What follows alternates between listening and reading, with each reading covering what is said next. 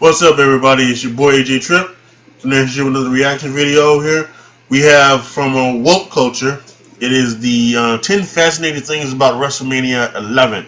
Now, I guess what they're doing these things are for since WrestleMania is coming up, they're going through all the WrestleManias, giving you the top 10 fascinating things. And Woke Culture Wrestling, I've subscribed to it. I advise you to subscribe to it too.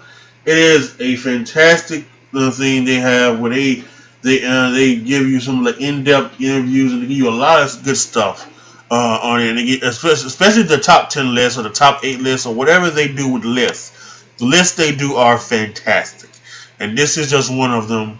Again, this is the top 10 things most fascinated about WrestleMania 11. So let's check this out.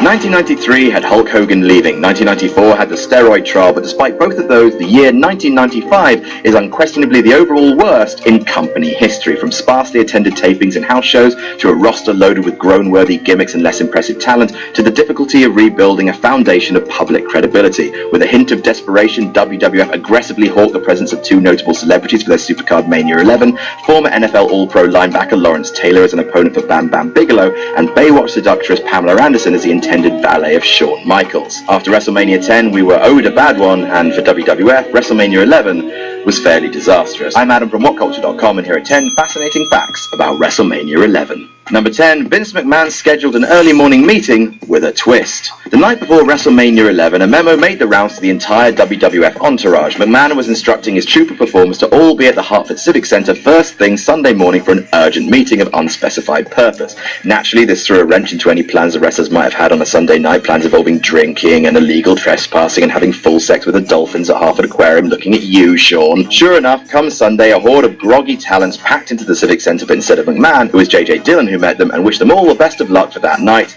And that was it. McMahon had no intention of showing up. He called the meeting to keep his talents in line. Vince McMahon, you son of a bitch. Number 9, the ring was missing an apron skirt. If you watched the ESPN documentary on the XFL, you may recall the story about technical difficulties as a result of someone forgetting to fill the generator with gasoline. This gaffe isn't as bad, but it's still pretty bush league. Owing to a balls up on the day of the show, the company only had 3 WrestleMania 11 ring apron banners. Whoopsie poopsie. To hide the embarrassing blunder, the apron opposite the hard camera was fitted with the era standard blue skirt adorned with WWF logos. It's only visible at the point where Shawn Michaels leads Jenny McCarthy around ringside before his world title match, and it's a safe bet that someone got a Vinnie Mac tongue lashing over that. Number 8, Jim Neidhart was the original choice to win the tag belts with Owen Hart. Owen Hart was finally due to win his first piece of WWF gold at Mania 11. As he had been teaming with his brother-in-law Jim the Anvil Neidhart for months in the war with brother Bret, the former New Foundation seemed like a good choice to unseat the smoking guns. Unfortunately for Neidhart, it wasn't to be. In early January, the Anvil was let go for missing a handful of live events, leaving Owen twisting in the wind without a partner. Ultimately, the King of Hearts would team with a returning Yokozuna to capture the belt,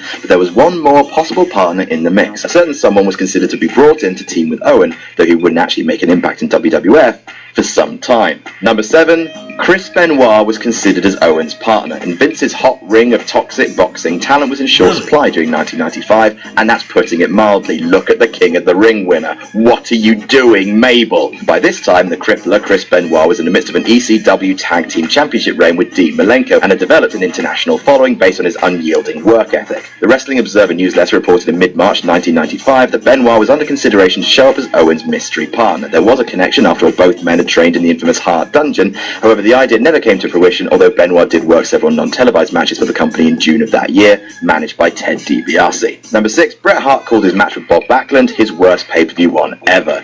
In the summer of 1994, Hart and Backlund had themselves an enjoyable TV match for the WWF Championship, a clash of two eras that spurred Backlund's heel turn. Their towel match at Survivor Series 1994 for the belt was a nice blend of old-school wrestling and nerve-wracking family drama. Then an I Quit match at WrestleMania 11, meant to blow off the long-time feud, was the drizzling shits. The two simply exchanged submission holds while guest referee Roddy Piper manically screamed, "What do you say?" into the microphone. Hart wrote about the match in his 2007 autobiography, "This was, without a doubt, my worst pay-per-view match ever."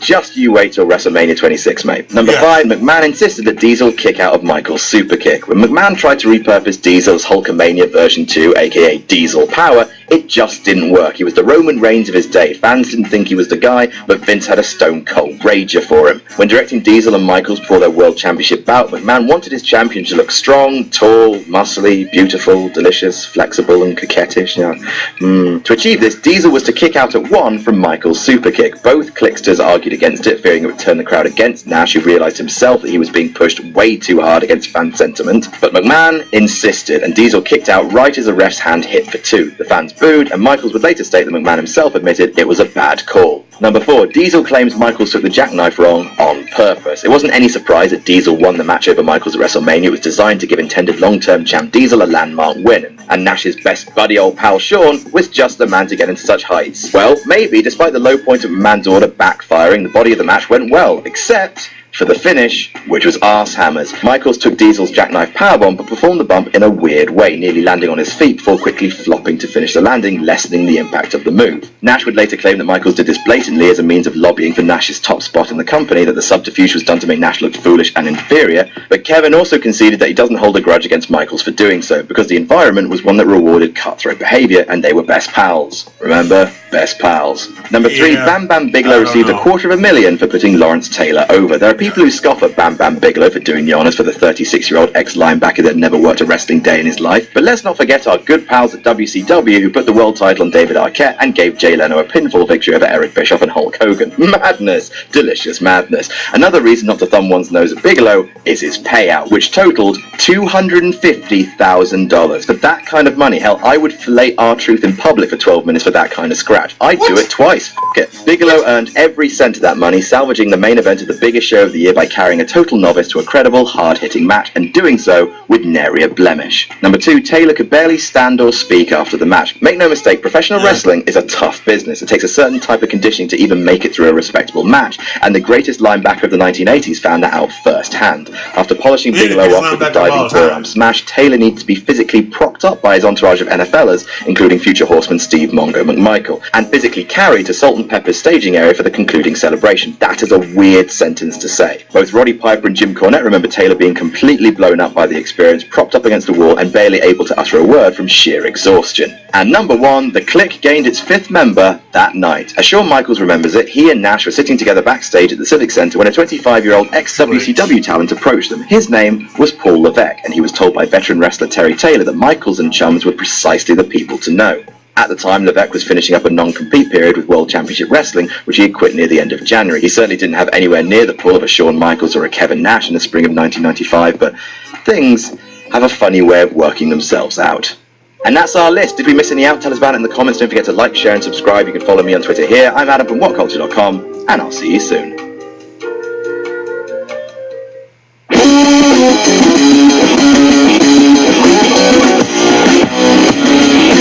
Good list. I love it. These guys, like I told you before, these guys at WhatCulture, they do a great job. That was a great list. Unbelievable. Just great.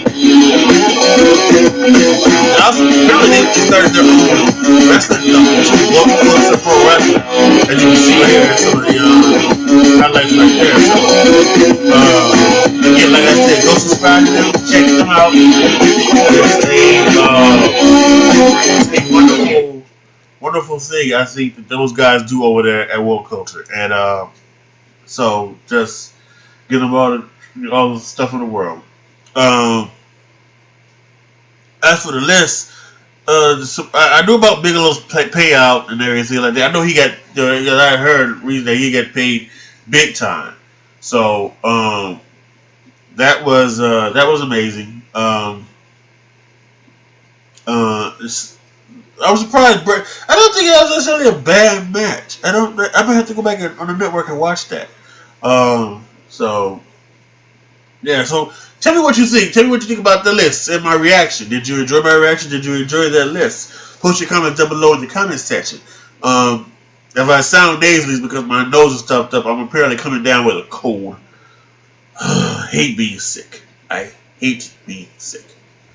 So if you like this, thumbs up. Click the thumbs up button. Thumbs up. Share it with all your family and friends, and please subscribe. Not only to here, but to A220 Gaming as well if you're a gamer. that's for me this evening. It's your boy AJ Tripp signing off. Time for me to go take some cold medicine to relieve this stuffy head.